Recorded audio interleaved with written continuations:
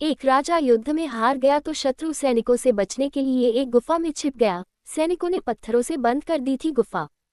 जो लोग सफलता पाना चाहते हैं उन्हें अंतिम पल तक हिम्मत नहीं हारना चाहिए।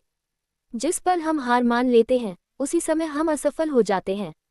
ये बात एक लोक कथा से समझ सकते हैं। कथा के अनुसार पुराने समय में एक राजा युद्ध में हार गया था।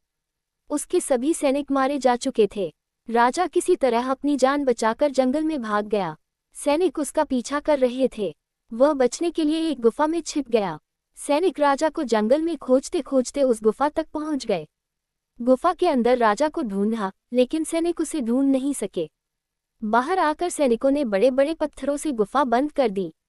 गुफा बहुत गहरी थी। अंदर की ओर राजा छिपा हुआ था। वह काफी थक चुका था। भूख प्यास की वजह से बेहाल हो रहा था।